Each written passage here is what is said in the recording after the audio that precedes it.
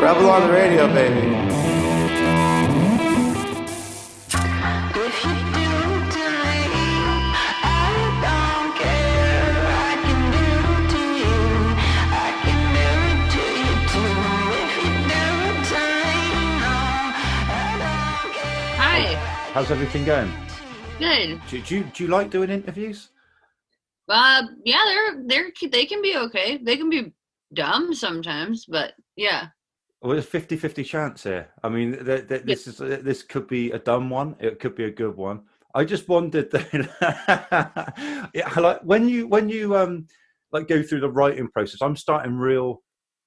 Do you have a writing process at all? I usually just sit down and press record, play What? something. Do you do it on your phone and stuff like that, on the little voice recordings?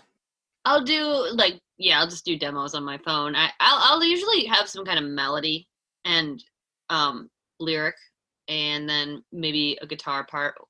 I switch it up, but that's frequent. I'll do the vocal part, and then I'll add the guitar. But sometimes I'll write a guitar thing, and then I'll add a vocal. But the vocals for you, they're quite like sporadic. You've got a way of singing that's pretty unusual, I'd say. It's like you've got a bit of an indie rock thing going on, but there's a bit of a folk thing. Like I can hear a bit of Dylan in it. Thanks. Do you spend a lot of time working on that, or was that something that just came naturally? I feel like I need to spend more time to work to not sound like that. Right. Okay, that's an interesting. I don't think I've worked on it that much. That's just kind of how it's come out. Just come out like that. Yeah. What about the influences, though? Do you have any influences that set you on the path in the first place? Yeah, I mean, I really loved a big mixture of like folk music, and then like I got really into Riot Grrrl when I was like a teenager, and I loved Sleater-Kinney, and I loved like Buffy St. Marie and Right. Nico, and I don't know, a lot of female singers. Your music's sort of quite free sounding. I would class it as that. You just sort of seem to go for it, and what happens. Do you have any sort of worries about what other people think about your music, or do you just not care, just stick it out there?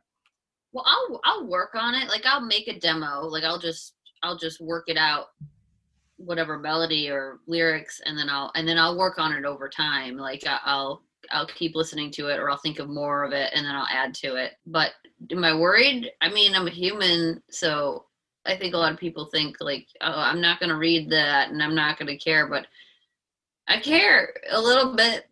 But at the same time, you really like, you can't like, it's kind of interesting to see how other people experience your music or your voice. Like there's something like of value to that, but it shouldn't like ruin you by any means. Because I mean, you've released 2 albums now, and they must have been reviewed. And have you ever read a bad review and gone, oh, and it's hit you a little bit, or do you just not care? I've felt like deeply bad about myself after certain reviews. Right. I have cried after some, but I felt like that was a little bit of a learning curve, you know, with the whole experience of releasing an album, that it really doesn't mean that much. So like, you know, I think more around my first album, I took things really personally that just, it didn't matter, you know. And the first album was in 2017, I think. So how long had you been working on that to that point, or working on music in general? Did you start a bit later, or was it like a long process to release that first album? It was a long process because I'd been playing in bands off and on since I was like, you know, since 2008. Right. And those were kind of the best of. I feel like Messes is like a best of album of just all the songs I've played live over the years. You know, so a couple of the songs, I mean, one of the songs, Speeding Ticket, I wrote when I was 18, and I think that record came out when I was 28. Right. Okay. So that's a big chunk of time that passed between there, that decade. So within that time, were you still working on music, or was it something like took a back seat and then later on you went, actually, I fancy having another go at this? Or were you always pushing? I wasn't pushing until I like started to do messes. Like I kind of just was writing songs and was experiencing shows where I was living, and it was a big part of my life. And then I think I went to school for a little while and I did back burner it, but then I just couldn't really ignore it. Like I just had a lot of songs and I was like, I think I would really regret it if I didn't like make at least an album, like make one and see what happens. What is the best bit and worst bit of being a musician? Because you've got the writing process, the recording process, and then the touring part. Is there a bit you like more than another, or is it all on an equal level? I think recording is probably my favorite time. Like Right, it's just okay. the most exciting time.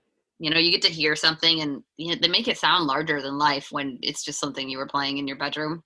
Yeah. Even though That's cool. the production value on both the records I've done, like has been very simple and very small, like very small productions, like just one or two people working on it with me. So it's not, but even just what they can do now, like in a studio, I don't know. That part is probably my favorite. Yeah, I like touring. In fact, I feel completely identityless not having that as an option right now. At the moment, yeah. I mean, that's another question I got. I mean, what's it been like in the world at the moment, lockdown wise, as a musician? Have you been using it to your advantage, like doing writing and stuff like that, or has it been a break? I think I have, because I have been writing. I also moved 3 times and like I've had a really crazy experience. But yeah, I've been doing some stuff. Maybe I'll get to record it. Maybe somebody will hear it someday. It's been a growth process. I don't know. I'm living in a different city and writing different songs, different types of songs. So why have you moved so many times in the last few months? And is circumstances changed for you in what way? I just am I'm living with my family right now, like but with my brother in New Orleans at the moment. So and then I was kind of moving around Michigan because I had to leave where I was staying. I had a breakup and I had to leave where I was staying like right as COVID started, and then I went to a friend's house and then I went home for the summer. Right. Like I'm from northern Michigan. So you've bounced about a bit. Do you think that will come out in the next bit of music you write? Because the lyrics are quite deep. And do you ever sort of just go like, "There's a limit here"? How deep I get? Yeah, definitely. No, wait, that was not the question you were gonna ask. No, that is absolutely what I got written down. I've actually wrote that last minute. Look, Steph, this is a sort of high quality radio show you're on about. That is the last question. Look at my handwriting. It's about as bad as it gets. And it says, too deep. That says there. I don't know. I've never thought about it like that. I guess, I don't know. I really don't know how to answer that question, because like when you're writing something, you're just writing something. And usually I'm thinking, this is either the dumbest thing I've ever written or I'm brilliant. Yeah, but that's the question, I suppose. Like, do you think there's a line where, have you ever drawn the line? Because if you think about it, you could probably you could go really far down and go, this is too much now. I'm letting out too much. Oh, like too personal. Is that what you mean? Too personal, or there must be a line somewhere. Or have you ever found that line? I definitely wouldn't want to release something that's like too personal. Like there is a line. I don't know that I want to hear music that's too personal. Like too personal. I want to hear music that's makes you feel something. Like it's got to be a little bit personal, but or not. Sometimes it's fun to just have a fun song. Yeah. And I just wondered if you ever recorded stuff like at home, just a couple of little bits and pieces, and just put it together and just for your own document. Yeah, I do demos. I can do demos at my house. So I have like a little mic. Do you want to see it? I don't know if I'm. Yeah, I got the same mic. I got a similar mic to that, I think. MXL. Yeah, no. Look on my screen. I think that is the same mic. It's a cheap mic. Yeah, well, thanks very much. No, it's a really good mic though. It's just like not super. It's not like. It's like. I know what you mean. I know what you mean, because I bought it because it was like just enough to get me to record a few bits and pieces. but like it's actually done the job really It's a well. good sounding mic. It's like new. It's like a expansion in technology. Like it's like the cheapest condenser mic that sounds as good as it does. The Spotify thing is an interesting point actually, because a lot of people are talking about the wrapped up thing at the end of the year, but Spotify aren't great for like financial benefit for artists. I just wondered what you thought about that. I mean, because one part of me thinks that's a good way to find new artists. I mean, for example, I found you on Spotify about a year and a half ago. Yeah, I think that the argument is that like I think the model of it is good. It's just they should pay artists a little bit more. It's like how much money are the people who are what about the millions of people use it, they should just pay the artists a little bit more. It's a good tool. I feel like it's definitely, it helps people listen to your music. Because you're using Bandcamp, because before we started this conversation you said that you'd been taking some photos of people like in your merch and stuff like that, like a couple of t-shirts and hats and stuff. Yeah. Is that the best way to like sort of support an artist? We just go to Bandcamp? Yeah, probably just buy their actual album. Like even if you want to stream it, you don't have to stop streaming it. Just buy it or buy merch. Have you ever thought about like releasing a little Christmas tune, Stef, just to really? Like what? What Christmas song would you like me to sing? If I'm honest, something by Slade. I don't know if you know the Slade one. Slade? Not right now. Slade. Have you never heard of Slade? Well, are we talking about a Christmas sleigh or like SLED? No, Slade have done probably one of the most famous Christmas songs. You think I should do this one? Hold on, I just haven't heard it. I'm just listening. This is it. You've never heard this Christmas song? I don't know yet. Man, this is like a good suggestion. This is the most famous Christmas song. In England, you can't walk into a pub for months without hearing this around the Christmas time. Man, this rocks. Man, the UK rocks. Let's just be honest. We're cool. We're a cool bunch of people. Yeah. Have you not heard that song before? I know. Honestly, in England, if you go into a pub and don't hear Slade or what's the other one? Wizard. Man, this is such a good idea. I like this. It's a rock and roll Christmas song. Yeah, no, you would do a good cover of that. I honestly think you would. That's so funny. Well, I see other bands do it, and then they'll do like really solemn like Christmas songs, and I'm like, I don't know. Like, I feel deeply conflicted about Christmas, but like I feel deeply nostalgic about it, but I don't know if I'm there yet to where I'm going to be singing like Silent Night or something. What's your feeling on Christmas? I'd be interested to hear that. I think it just brings up a lot of emotions. Like it just makes, like, even if you don't care about the holiday, like it just makes you want hot chocolate and like snow and like sweaters and fire. Like it just makes you feel a certain way, and it makes you feel like a kid and like sad and happy. And I think it depends on where you're at in life. Me having a weird Christmas. I don't like Christmas at all.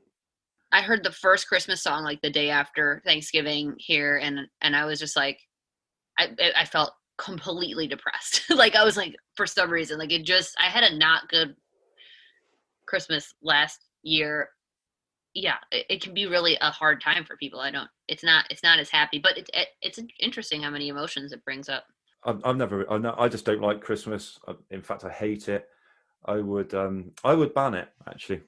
It does seem like it's more about buying stuff. Yeah, it is. Present. Do you work with the same people, or do you mix it up a bit? Have you got a sort of band as such? I have had the same drummer for both the albums, and I think you can hear it for sure, Mr. Ryan Clancy, and that's been the constant element. How did you meet him?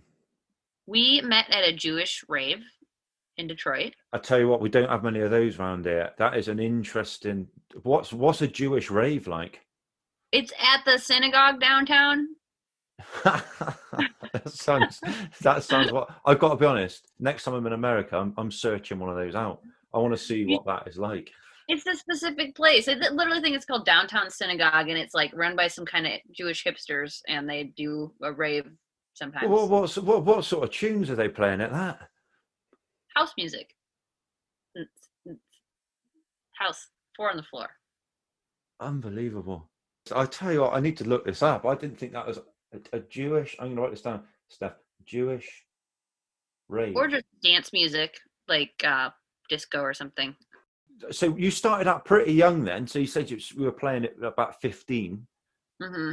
So 10 years later, you did your album. Is that about right? Over 10 years later. Like, I think I was like 12 years later. How old are you? I know you should probably ask. I don't know if it's a bad question to ask, actually. I don't know. I guess you could find out. I'm 32. You're 32, right. I'm 30. Okay. I was born in 90. So you were born in 88. Mm-hmm. I started recording Messes in 2015. So. Right. So it's a long recording process for that one then. It was supposed to come out in 2016 and it came out January of 2017. So you recorded it, it was there, and then you just put it out a year later. It took a long time because I just was like food running at a slider restaurant and just paying Fred like every time I saw him hourly. And we did it like, then I'd work with him like once a week for like, I don't know, it probably took like 8 months or something, or maybe it took a year. It just was like, it was a really slow recording process. So you were just paying for it as in when you had the money then? Yeah, I was. Self-funded project. Yeah. I think something just clicked and I was like, I got to do it. And then I did it. And then, I think over 2016, we were just playing shows and kind of trying to get the album to get someone to release it. And then we did it on a local label and like it was supposed to come out.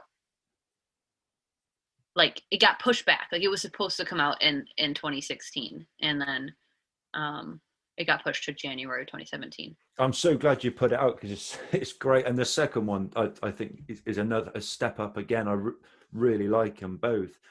But did you ever see a point where maybe it wouldn't have happened? That it's because that sounds like a struggle where you've put some effort into do that yourself. Was there a point where you thought, I just can't see this happening, or was it never? Was that never an option?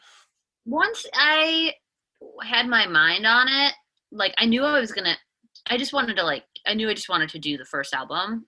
I was like dating my drummer and then we were fighting during the recording. And I think there was a part of me that was like, oh, is this like not going to happen? Cause that'll do it. That's like a struggle. We were like breaking up and getting back together and stuff. And then I was like, I don't know if this is even going to happen. And then, that wouldn't have stopped me from doing it. Like, I still would have done it, but I do remember feeling like that during that time period. It was pretty like, I had been feeling like it couldn't happen for so long that when I decided to do it, I was just like, okay, well, I'm just going to see what happens when we do it. But then the same drummers on the second album. So you obviously, it went okay. And you worked with the same guy again. Mr. Clancy, he's my buddy. Is that a bit Fleetwood Mac? I mean, you've changed relationships but kept the same drummer. I reckon that would be really difficult to do. I wouldn't recommend it. I wouldn't recommend breaking up and then going on tour the next day, which is essentially what we did. Right. I don't know. I guess maybe a little Fleetwood Mac. There's not like enough band members for me to like have sex with more of them. So I don't know. That was the first band that came to mind. It's weird though. I think it's odd because, well, not odd. That's the wrong word. But I think it is difficult. And I've interviewed another band. I can think of them off the top of my head. They're called As December Falls, and they're like a British band. But the girl who fronts that band, it's a bit of a Paramore-esque style band actually, and she's married to the guitar player. I said it must be difficult sometimes for you as a guitar player. That's your wife at the front of the stage, and she's going for it. And it's so obvious that there's all these guys there, and they just like, they really like this girl. Is that never difficult? And he was like, nah, don't think about it. And I thought you must think about it. It must be a difficult thing to be in a relationship in a band. I think that like dependency is probably the biggest issue because like you spend so much. If you're like in a band with someone, you get to spend so much time with them, which is actually very fun. And if you're in a band with someone you're dating, like and you're living with them, like you're like recording with them and you're practicing with them and you're touring with them, and like it makes tour kind of more fun because we would always like we'd always share a couch. It's like, that's insane. Like when I look back, I'm like, I can't believe we both fit on a couch. We would do that whenever. I suppose a bit of security as well, though. Like you're almost going away with, at that point, your favorite person. It's fun. It makes things easier. Like makes sleeping situations easier, and it makes relying on someone easier. Like, but in a certain way. But it's fun. We toured with Frankie Cosmos, and that band is 2 couples. Well, at least when we toured with them, it just seemed like that would be so fun. Like they just always would get like 2 hotel rooms, and then like the merch person would like every other night like go between. Switch it up, yeah. Yeah. You've actually been to Bristol. Do you remember coming to Bristol? I did go to Bristol. You played a place called High Brazil, I think. Did you come to that show? No, I do you know what, Steph? I was at another gig that night. A bigger band show. No, it was so annoying. It was Rival Sons, I think. Who was the other band you watched? Rival Sons. Was it good? Yeah, it was a good gig. But I mean, to be honest with you, I get a bit. I'm not a very good going to a gig person. I'm 6'7", so I got to stand right at the back of any show. Sorry, you're 6'7"? Yeah. Jesus. Yeah, I'm sat down right now. Obviously, otherwise I'd be in the light somewhere. But I got to stand right at the back. In the old days, when I was a bit younger, I used to go to the front. Never really cared. You're aware. Your inhibitions catch up with you. You go, oof, no, I don't want to annoy anyone. So yeah. Yeah. If you're asking how that gig was, it was all right. I was stood at the back somewhere. I could have been. Yeah. That venue was really cute that we played at. I really like Bristol, and we stayed in Bristol. Maybe I'm thinking of Brighton. We played both. We stayed in this funny little like town that was like by the White Cliffs or something. No, that would be Brighton. Yeah. Bristol's inland. I'm honestly looking at pictures of the venue and I don't recognize it.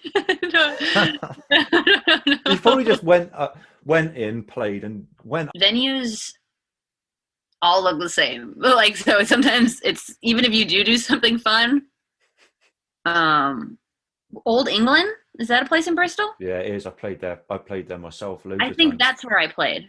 Yeah, that is a weird one. That is a little old boozer on a back street. Yeah, that was our last show.